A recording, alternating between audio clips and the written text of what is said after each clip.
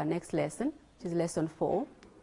Today we shall be talking about the kingdom fungi, the kingdom that comprises of the fungi. Now, for characteristics of the fungi, we have 1, they are multicellular, meaning they are made up of many cells. 2, they are eukaryotic, meaning they have a cell that is made up of a distinct nucleus and distinct organelles. In their cell, they tend to have a cell wall, but this time the cell wall of the fungi contains chitin in addition to cellulose, which makes it different from the cell wall of the plants. For the fungi, they have heterotrophic nutrition, meaning they obtain organic food material from other living things. And in their heterotrophic nutrition, they either live and feed on other living things, making them to be parasitic in nature, or they may feed on dead decaying matter, making them to be saprophytic in nature. So therefore we say they have heterotrophic nutrition, and in the heterotrophic nutrition, they can either be saprophytic or they can be parasitic. For the case of the fungi, they do not have plastids since they do not make their own food. They tend to be made up of thread-like tubular structures. The main body of the fungus is made up of thread-like tubular structures called hyphae. Now for this hyphae we are talking about, each hyphae comprises of a cytoplasm, a cell membrane, a cell wall made up of chitin. And then for the hyphae we have, some of them have the cytoplasm divided into compartments by means of a septa. Some of them, the cytoplasm is not divided into compartments. So based on that, the hyphae with the cytoplasm divided into compartments, we refer to them as septate hyphae. The ones with the cytoplasm that is not divided into compartments, we refer to them as aseptate hyphae. So we say for the hyphae that make up the fungi, therefore, they can either be septate or they can be aseptate. A mass of hyphae collectively forms the main body of the fungus that we refer to as mycelium. For reproduction in the fungus, or the fungi generally, they have both sexual and asexual reproduction. Sexual reproduction is by means of conjugation. They form gamete-like structures that actually fuse in conjugation, and they end up giving us a fruiting body that produces spores. So in the conjugation gives us the sexual part of the reproduction. In the asexual reproduction is where they produce spores. So for them we say they have got sexual by means of conjugation, asexual by means of spores. For the case of the fungi, as they produce the fruiting bodies, the ones that will end up producing the spores may either be produced within a protective casing or they may be produced without a protective casing. So in a protective casing, we talk about a sporangium, which may have varied names depending on the nature of the casing. And the spores produced within a sporangium, we can refer to them specifically as sporangiospores. Spores produced without a protective casing, we refer to the structure as conidia. And those naked spores, we can specifically refer to them as conidiospores. So as we talk about the fungi reproducing by means of spores, there are those which are naked spores, the conidia, and those spores contained within a protective casing, the sporangiospores. Fungi also, they cannot locomote, so they are non-motile. For the kingdom fungi, we have got generally 5 phyla or divisions that we talk about. Now for kingdom fungi, the divisions or the groups we form from the kingdom, we can either refer to them as phyla or we can refer to them as divisions. Either of them is correct. So here you have got 5 divisions or 5 phyla in kingdom fungi. So talk about the phylum Zygomycota, also referred to as Zygomycetes. The phylum Ascomycota, also referred to as Ascomycetes. The phylum Basidiomycota, also referred to as Basidiomycetes. The phylum Oomycota, also referred to as Oomycetes. And the phylum Myxomycota, also referred to as Myxomycetes. So if you see anything having the ending mycota or anything having the ending mycetes, automatically that tells one that we are talking about the fungi. Now, the different divisions or phyla of fungi are basically based on the fruiting body that produces the spores. And we tend to find classification or taxonomy is not static, it is dynamic. So you normally find the first three phyla, Zygomycota, Ascomycota, and Basidiomycota. Those are always put in kingdom fungi by the various authors. But when it comes to the last two, phylum Oomycota and Myxomycota, you may find the last two phyla being placed in different kingdoms by different authors. Some authors may end up putting them in a different kingdom, in which case they put them in the kingdom Protoctista. But in our case, we have put them in the kingdom fungi. Now, to look at the various phyla, characteristics of Zygomycota. For the Zygomycota, basically, they are characterized by having large, well-developed mycelium. For them, their hyphae are aseptate, meaning they do not have septa. But they only form septa under special conditions. When a hyphae finds itself bordering a dead hyphae and it is living, then between the two, the dead and the living, a septa will be formed. If a non-conjugating hyphae that participates in sexual reproduction finds itself bordering a non-conjugating hyphae, then at that point a septa will be formed.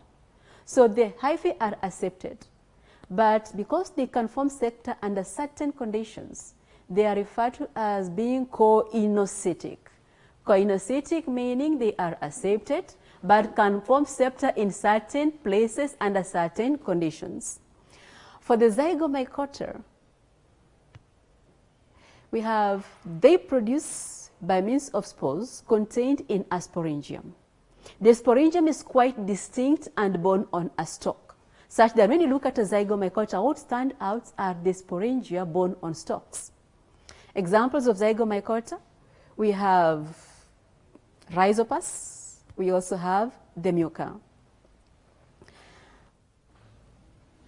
That is an example of a Zygomycota. And then you have Ascomycota.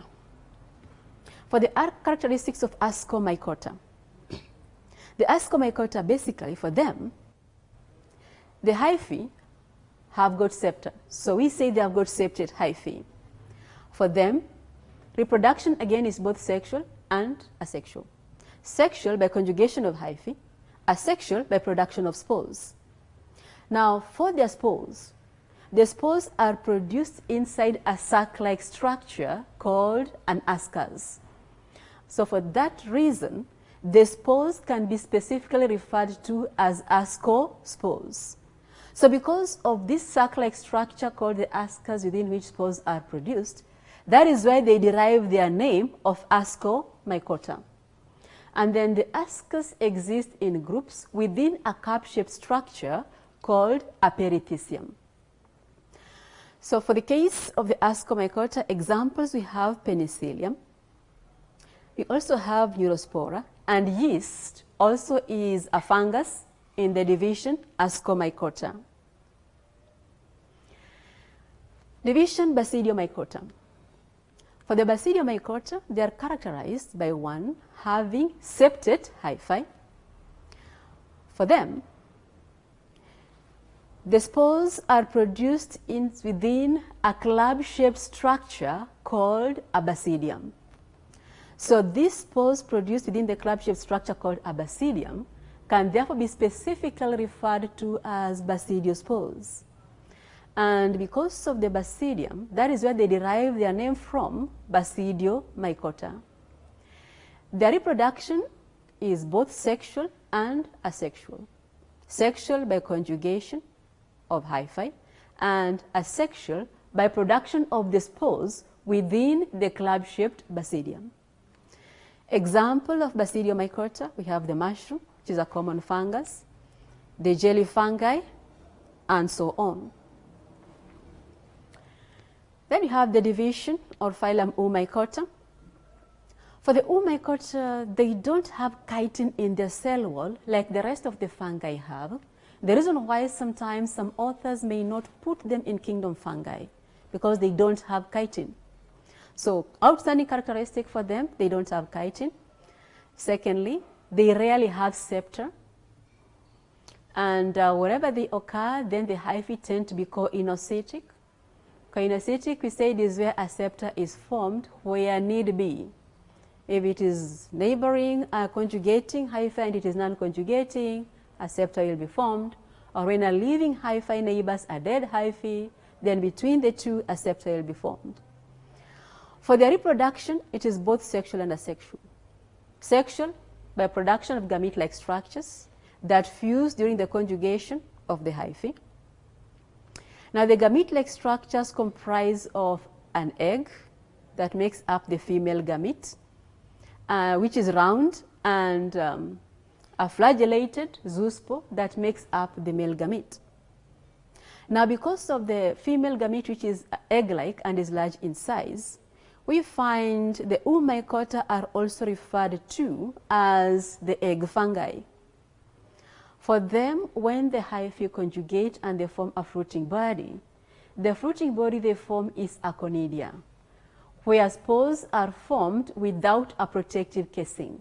So the spores that they form here are conidial spores. So Oomycota are characterized by forming spores in a conidia, naked spores. Example of an Oomycota, we have Perinospora and Phytophthora. Then you have the Myxomycota, the last division of the fungi. For the Myxomycota, they are multicellular. They are unique with what we refer to as a curious life cycle.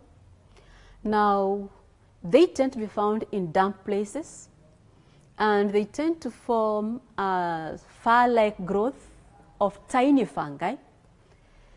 So because they form a fur-like growth of tiny fungi that appears like a carpet, they are said, or they are referred to as molds. Now, for their curious life cycle, we call it curious because initially the Myxomycota exist as single cells that are free living. Now, these single cells cannot, and they're called amoebas because they don't have a definitive shape. They have an amorphous shape. The single cells, the single cell amoebas cannot reproduce on their own. They don't have the capacity to reproduce individually. So after some time, the free living amoebas, single celled organisms, they come together, aggregate to form what we call a multinucleate slug, a collection of many unicellular organisms together. Now, when they do so and form this multinucleate slug, which is slippery, so it is called slimy multinucleate slug, they now develop the capacity to reproduce. And they end up producing a sporangium borne on a stalk within which spores are produced. Now, the spores, when they mature, they are released, and when they find suitable environmental conditions, they germinate to form again the free-living unicellular amoebas, and the cycle repeats itself. So that is what we are referring to as a curious life cycle. Example of a Myxomycota, we have the Dictyostelium. And then you go down to kingdom Protoctista or Protista. Now, kingdom Protoctista comprises of mainly unicellular simple organisms that could not fit in the other kingdoms. So they are put in kingdom Protoctista, meaning that therefore in this kingdom we have organisms of mixed characteristics. Some have got mixed characteristics, but more of the plant characteristics, so we refer to them as plant-like. Some have mixed characteristics, but more of the animal characteristics, so we refer to them as the animal-like protists. So basically here we have got two types of protists, the plant-like and the animal-like protists. Now, should an author bring the Myxomycota and Oomycota from the fungi and put them in this particular kingdom, Then they'll talk about three types of protists, where they'll have the plant-like, the animal-like, and the fungi-like. But because we put the Oomycota and Myxomycota in kingdom fungi, then as we've got only two types of protists, the plant-like and the animal-like. For the characteristics of protists generally, protists are eukaryotic, meaning they have a eukaryotic cell. They tend to be unicellular, but some of them a few are multicellular and some are colonial, meaning many single cells exist together as a group in a relationship with one another. But these cells don't have specialized functions. For the protists, they tend to have varied nutrition. Some are heterotrophic, some are autotrophic. Heterotrophic meaning they don't make their own food, so they obtain food from other organic material. And for those that are heterotrophic, they can either be parasitic or they can be saprophytic. Others are autotrophic, meaning they make their own food. And as they make their own food, they basically do it by the process of photosynthesis. As they do photosynthesis, they tend to have a variety of photosynthetic pigments: chlorophyll, xanthophyll, phycoerythrin, and so on. Reproduction in the protists, we have got both sexual and asexual. Sexual is by conjugation. Asexual is mainly by fission. For the protists, a number of them may have flagella or cilia present at some stage in their life cycle. Now I begin by looking at the plant-like protists. Plant-like protists, we talk about 5 phyla. And these 5 phyla we have, for the plant-like, reason why they're plant-like is because they have autotrophic nutrition and they make their own food by the process of photosynthesis. So they're basically classified mainly dependent on the type of photosynthetic pigment that is dominant.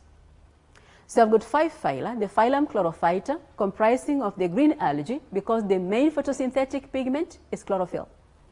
We have the phylum Rhodophyta, comprising of the red algae because the main photosynthetic pigment here is a red pigment called phycoerythrin. So they are red in color. Phylum Phaephyta, also called the brown algae because the dominant photosynthetic pigment is a brown pigment called fucoxanthin. So they tend to be brown in color. And then we have the Ciliophora, which are simple protists, and then we have Euglenophyta comprising of Euglena. So to differentiate the different phyla, for the Chlorophyta, basically the Chlorophyta are green algae because the photosynthetic pigment that is dominant is chlorophyll, and they've got chlorophyll A and B. They tend to be unicellular, and they do form colonies. They store carbohydrates in the form of starch. They don't have a cell wall, but they've got a flexible outer covering called a pellicle. The reproduction, they've got both sexual and asexual. Sexual by conjugation, asexual is by fission. Example of organisms in Chlorophyta, we have got the Spirogyra, we have got the Chlamydomonas, and so on. Then we have phylum Rhodophyta, the red algae. They are red because although they have chlorophyll A and B, the dominant photosynthetic pigment is a red pigment called phycoerythrin. For that reason, they tend to be red in color.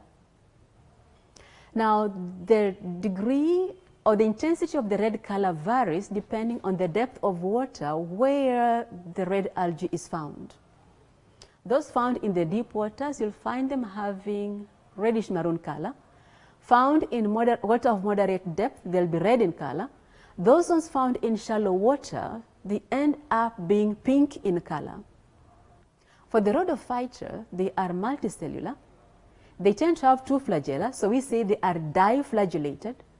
They tend to produce poisonous chemicals, so we say they have toxins. So red algae are generally poisonous in nature. In terms of the reproduction is mainly sexual by fusion of gamete-like structures called gametangia. And they're mostly found in the marine. Example of a Rhodophyta, we have the coralline algae. Then you have phylum Phaephyta. We said these are the brown algae. Characteristics, they do have chlorophyll A and B, it is true, for photosynthesis, but they have this dominant brown pigment called fucoxanthin, which gives them their brown color, and they are called brown algae.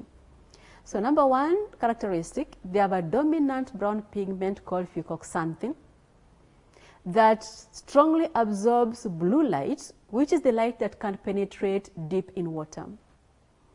They tend to be multicellular. They have air bladders for buoyancy. They have dichotomous branching, meaning any point we have a Phaephyta branching, it will divide to give us two branches of almost equal size. For them, they are found mostly in the marine, on the rocky shores, and a few are found on the rocky shores of freshwater. Now, because they're found on the rocky shores and they risk being washed away by the water tides, the issue of having fucoxanthin, the issue of having air bladders for buoyancy, the dichotomous branching are adaptations to their harsh environment where they risk being covered by water or being washed by water.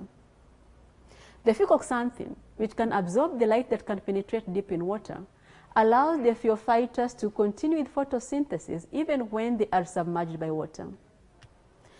The dichotomous branching allows for the water to flow through the plant very easily without carrying it away. So it goes through the algae very easily without uprooting it. For the air bladders, they enable the algae to float on water. So the three are adaptations of this algae for their harsh environment on the risky water shores. For the Phaephyta, they again reproduction, they've got both sexual and asexual. Sexual by fusion of gametangia, asexual by fission. Example of a Phaephyta, we have the fucus and the laminaria. Then we have the phylum Euglenophyta. This comprises of Euglena. Euglena is one of the organisms that brought a conflict in the two kingdom system of plants and animals. So for Euglena, they tend to be unique in that for them, in terms of nutrition, you'll find they have got both heterotrophic and autotrophic nutrition. In autotrophic nutrition, they make their own food by photosynthesis, having chlorophyll as the photosynthetic pigment. They can also obtain organic food material from other organisms, therefore heterotrophic nutrition. So for the Euglenophytas, they actually can alternate in between heterotrophic nutrition and autotrophic nutrition. For them, they tend to be unicellular. They don't have a cell wall, but they have a pellicle, the flexible outer covering. They are mostly found in fresh water, and they tend to have contractile vacuole for purposes of osmoregulation. They have one flagellum in their life cycle, and because of the flagellum, they tend to have some animal-like movement. Their reproduction is mainly asexual by binary fission. And that covers the plant-like protists that we would like to talk about in the lesson. And we now look at the animal-like protists. For the animal-like protists, we have got 4 phyla. Phylum Rhizopoda, also called Sarcodina, the phylum Ciliophora, the phylum Sporozoa, also called Apicomplexa, and the phylum Zooflagellata, also referred to as Zoomastigina. For the Rhizopoda, characteristics. Rhizopoda are unicellular. They have heterotrophic nutrition, that is why they are animal-like. They don't have definite locomotory structures, but they do have false feet that they use for locomotion called pseudopodia. Now, the pseudopodia, we call them false feet because they normally are not there. But these are feet-like structures formed by the flow of cytoplasm, and they're formed when the Sarcodina wants to move. So you say for them, they move by means of pseudopodia, which are false feet. They tend to be free-living or parasitic in nature, and they tend to be aquatic, where some are found in fresh water, others are found in salty water. Example for their reproduction, both sexual and asexual. Sexual is by conjugation, asexual is by binary fission. Example of Rhizopoda, we have the amoeba. Characteristics of phylum Ciliophora. For the Ciliophora, they are unicellular, but instead they comprise of complex single cells. We call the cells complex because they have got two nuclei, a large nucleus that we call the meganucleus and a small nucleus that we call the micronucleus. The large nucleus carries out the normal functions of a nucleus, but the small nucleus, the micronucleus, is used in conjugation. For the Ciliophora, they are characterized again by having cilia, and that is where they derive their name from, Ciliophora. The cilia are used for locomotion and also for feeding. For them, reproduction is both sexual and asexual. Sexual by conjugation, asexual is by binary fission. Majority of the Ciliophora are found in fresh water. So they tend to have a contractile vacuole for purposes of osmoregulation. Example of a Ciliophora, we have the paramecium.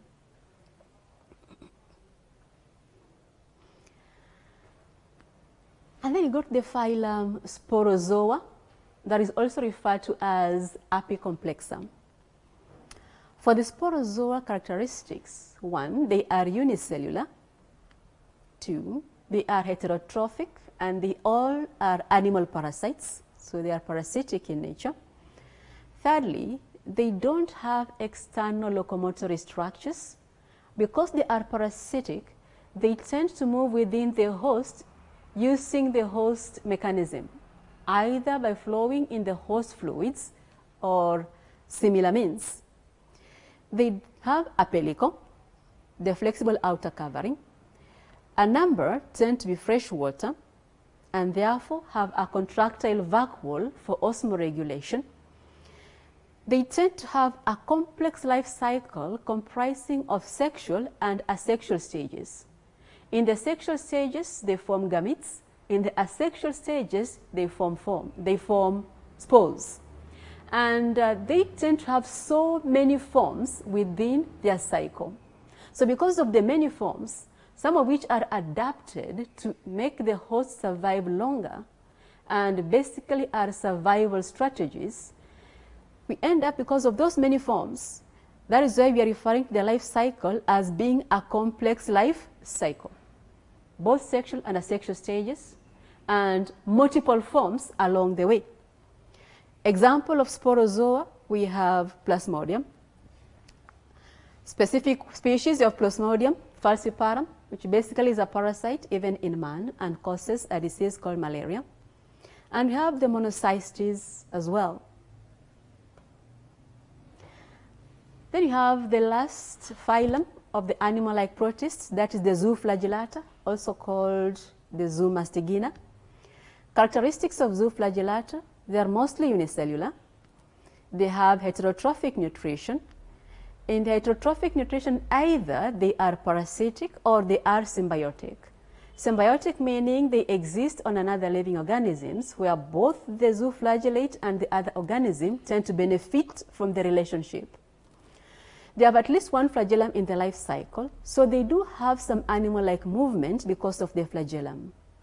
And because of the presence of the flagellum, that is where they derive the name of Zooflagellata. Flagellata from the blood flagellum, zoo meaning animal-like. For their reproduction, they have a complex life cycle, which is not quite clear whether it is sexual or asexual. Example of zooflagellates, we have trypanosomes, where a specific example, we have Trypanosoma cruzi, a specific species that causes sleeping sickness.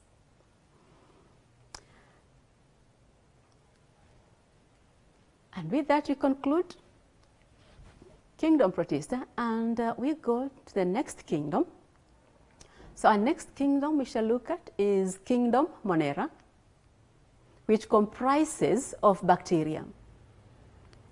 For the characteristics of bacteria, they are unicellular. They have a prokaryotic cell. They are the only kingdom of organisms with a prokaryotic cell, meaning the cell without a distinct nucleus and organelles. They tend to have varied nutrition. Some of them have heterotrophic nutrition. Some of them have autotrophic nutrition. And even for those with heterotrophic nutrition, meaning they obtain food from other organic food material from other organisms, they can either be saprophytic. Basically, they tend to be saprophytic. Now, for the ones that are autotrophic, making their own food, they can either be photosynthetic or they can be chemosynthetic. In terms of reproduction, the reproduction is both sexual and asexual. Sexual reproduction is by conjugation. Asexual reproduction is by binary fission. Now, for some of them, the asexual reproduction may also involve fragmentation. So talk about the reproduction is both sexual and asexual. Sexual is mainly by conjugation.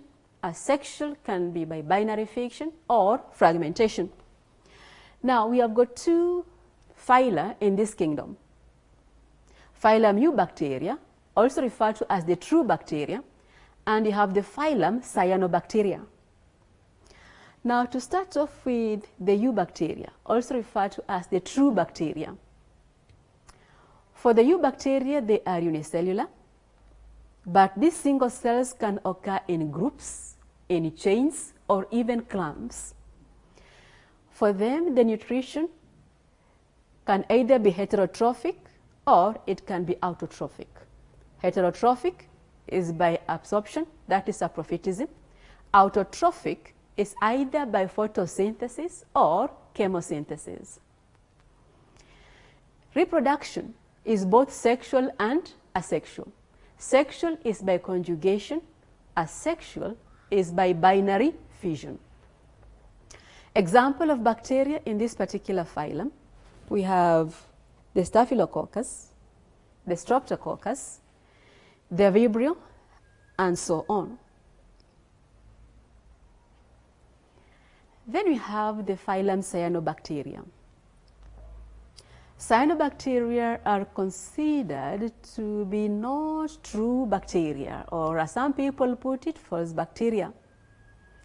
For their characteristics, they are number one, unicellular, or they can comprise of filaments. Either they are unicellular, made up of single spherical cells, or they are made up of filaments, made up of cells joined together to form a filament, a chain of cells to form a filament. For them, their nutrition is basically autotrophic, so they carry out photosynthesis, and the photosynthesis, the pigments that they use can vary from chlorophyll, phycoerythrin, and phycocyanin. So unlike the Eubacteria, they don't have an option of either being heterotrophic or autotrophic, or being chemosynthetic or photosynthetic. For the Cyanobacteria, nutrition is purely autotrophic, and they make their own food by photosynthesis. In terms of reproduction, they basically reproduce by asexual reproduction, either by binary fission or fragmentation. The ones that tend to be made up of spherical cells, those ones reproduce by binary fission. The ones that are made up of filaments, they reproduce by fragmentation. Now, for the bacteria in general, they can be classified in different ways. We'll talk about 4 ways of classifying bacteria. Number one, we can classify bacteria according to the shape of the individual cells, such that if we have bacteria having a spherical shape, then those ones are cocci. If you have bacteria having a rod shape, then those ones are bacilli. If the bacteria have a shape that is a bent rod shape, then those ones are the Vibrio. If the bacterial cells have a shape that is ribbon-like, then those ones are spirillum. If the bacteria basically have got filaments and appear like the fungi, then those ones are the actinomycetes. So one way of classifying bacteria is based on the shape of the individual cells, giving us the cocci, the bacilli, the vibrio, the spirillum, and the actinomycetes. Second way you can classify bacteria is according to their staining ability using the crystal violet stain. Some bacteria will take up the stain and retain the stain. Some bacteria will take up the stain and then they cannot retain the stain, it diffuses out again. So those that take the stain and retain it are gram-positive bacteria. Those that take up the stain but cannot retain it, so it diffuses out again, are the gram-negative bacteria. So you can classify bacteria based on their staining ability using crystal violet stain, and you classify them into gram-positive bacteria and gram-negative bacteria. The other way you can classify bacteria is according to the source of energy as they make their own food. Those that make their own food using sunlight as their source of energy, that is photosynthesis, we call them the photosynthetic bacteria. Those that make their own food but using energy obtained from a chemical reaction, then that process is chemosynthesis, and we refer to them as chemosynthetic bacteria. So based on the source of energy, we can classify bacteria into two: the photosynthetic bacteria and the chemosynthetic bacteria.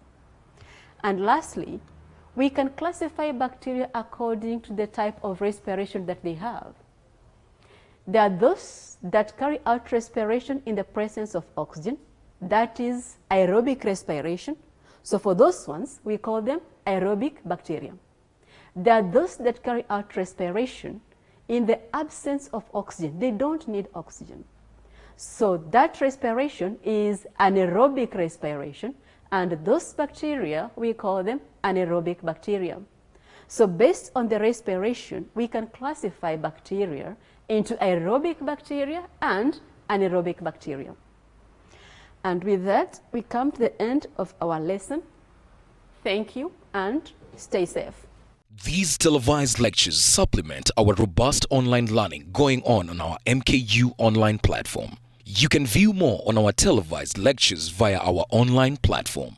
We are in a digital era, and Mount Kenya University knows this. The following are the steps to follow so as to complete your online application. Download the application form from the website www.mku.ac.ke. Attach copies of your academic certificates and ID. Pay the application fees via M-Pesa pay bill number 270988. Your ID is the account number. 2,000 shillings is the charge for a postgraduate. You can also deposit in the bank accounts provided on the website. Then email all the above to apply@mku.ac.ke.